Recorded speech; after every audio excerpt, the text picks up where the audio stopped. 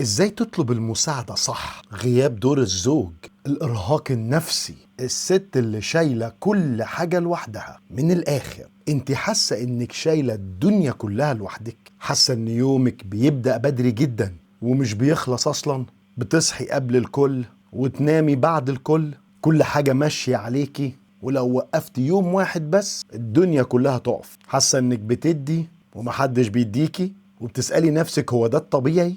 هي كل الستات عايشة كده، ولا أنا اللي سمحت بكده من غير ما أخد بالي؟ طب فين الراجل في المعادلة دي؟ فين الشراكة؟ فين إحنا؟ وليه بقيتي تحسي إنك لوحدك حتى وإنتي متجوزة؟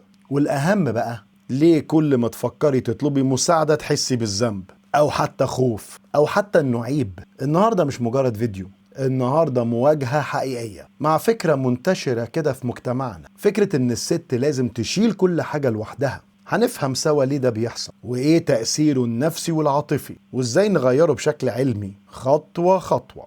ليه صحيح في ستات شايلة كل حاجة لوحدها؟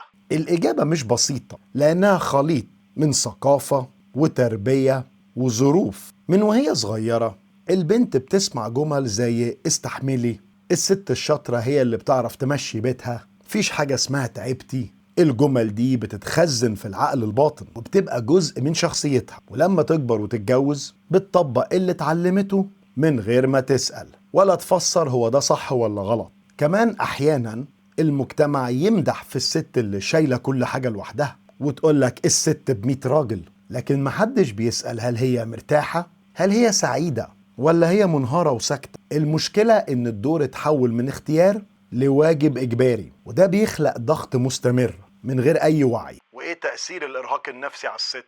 الإرهاق النفسي مش مجرد كلمة تعب بالزيادة، دي حالة معقدة جدا بتأثر على كل أجهزة الجسم. لما الإنسان يتعرض لضغط مستمر الجسم بيفرز هرمون اسمه هرمون الكورتيزول، ويفرزه بشكل زايد. الهرمون ده لو موجود بالزيادة بيؤدي لضعف المناعة، اضطرابات في النوم، أرق أو نوم مفرط، بيزود الشهية أو يفقدها تماما، بيعمل مشاكل في الذاكرة والتركيز. مع الوقت بقى ممكن ده يتحول لاكتئاب حقيقي. كمان الست تبدأ تحس إنها فاضية من جوه حتى لو حواليها ناس كتير، بتفقد الشغف، بتفقد الطاقة، وأحيانا بتفقد نفسها، وده أخطر من التعب الجسدي بكتير. طب وليه بعض الأزواج بيغيب دورهم؟ خلينا نكون صريحين وواضحين، غياب دور الزوج مش دايما بيكون نية سيئة ولا قصد. في رجالة كتير اتربت على نموذج قديم، أنا طالما بشتغل أنا كده عملت اللي عليا، لكن الحقيقة بقى إن ده جزء بس من دور الراجل، مش كل دوره. كمان في رجالة بتتعود إن الزوجة بتدبر الأمر، فبتسحب نفسها تدريجيا من غير ما تاخد بالها ولا يكون قصده نية سيئة. وفي نوع تالت بيهرب من المسؤولية لأنه مش عارف يتعامل معاها. لكن كل اللي أنا قلته ده نتيجته واحدة، الست بتشيل كل حاجة لوحدها والتوازن بيختفي. وهل الست القوية لازم تشيل كل حاجة؟ القوة دي اتفهمت غلط في المجتمع الحديث. القوة مش معناته إنك تستحمل لحد ما تنهار، القوة إنك تحمي نفسك قبل ما توصل للمرحلة دي. القوة إنك تقدر تقول أنا تعبت، أنا محتاجة دعم، أنا مش قادرة. في علم النفس في حاجة اسمها self awareness، يعني الوعي بالنفس، وده بيشمل معرفة حدودك ومعرفة امتى توقف. لكن للأسف المجتمع أحيانا بيكافئ الصمت وبيعاقب التعبير، وده بيخلي الست تكتم لحد ما توصل لنقطة الانفجار. طب ازاي الضغط المستمر بيأثر على العلاقة الزوجية؟ أي علاقة في الأول مليانة حب، مليانة مشاعر، لكن مع ضغوطات الحياة الموضوع ده بيتغير. الست بتبقى مستنية دعم، ولما مش بتلاقيه بتبدأ تحس بالإهمال. الإهمال بيتحول لزعل، الزعل يتحول لغضب، الغضب بيتحول لبعد، ومع الوقت الحوار يختفي ويظهر الصمت. وأحيانا العلاقة تتحول لعلاقة وظيفية، يعني احنا عايشين مع بعض بس من غير مشاعر حقيقية لبعض. طب وهل الأطفال بيتأثروا بالكلام ده؟ الأطفال على فكرة مش بس بيسمعوا، الأطفال بيلاحظوا وبيتعاملوا. لما بيشوفوا أمهم مرهقة طول الوقت بيحسوا بالتوتر حتى لو محدش قال حاجة. كمان بيبدأوا يكونوا معتقدات كده زي ماما لازم تتعب، بابا مش لازم يساعد، مفاهيم كده جوه عقله، وده بيخلي نفس النمط في الجيل الجديد. وكمان الأم المرهقة مش دايما بيبقى عندها طاقة عاطفية كفاية للأطفال، وده ممكن يأثر على علاقتهم بيها وعلى ثقتهم بنفسهم. طب ليه بعض الستات ما بتطلبش المساعدة؟ في عوامل كتير بتمنع الست انها تطلب المساعدة. اول حاجة الخوف من الرفض، طب لو قال لا. تاني حاجة الاحساس بالذنب، انا المفروض اعرف اعمل ده لوحدي. تالت حاجة الخوف من المشاكل، احسن اسكت بدل ما نتخانق مع بعض وتبقى مشكلة. رابع حاجة التعود، بقت شايفة ان ده الطبيعي، وده على فكرة اخطر سبب، لان التعود بيخلي الانسان يقبل وضع مؤلم من غير ما يحاول يغيره. طب ازاي الست تطلب مساعدة بطريقة صح؟ على فكرة طلب المساعدة دي مهارة وتقدري تتعلميها.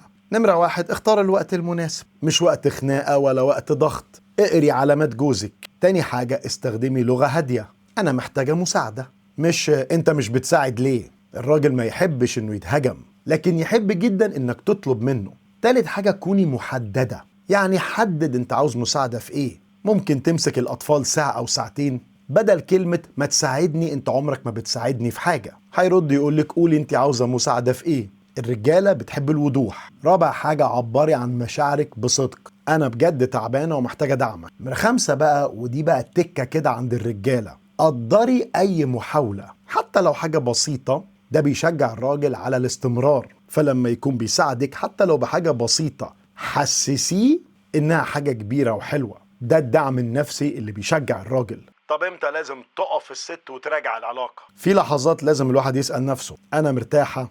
أنا مسموعة؟ أنا مدعومة؟ لو الإجابة لأ على طول والفترة طويلة، يبقى لازم نقف بقى ونراجع نفسينا. مش ضروري تكون نهاية العلاقة، لكن لازم مراجعة حقيقية. ممكن تقعدوا مع بعض جلسة صريحة، استشارة أسرية، إعادة توزيع الأدوار. المهم ما تكمليش بنفس الشكل. طب آخر سؤال، إزاي نرجع التوازن في البيت؟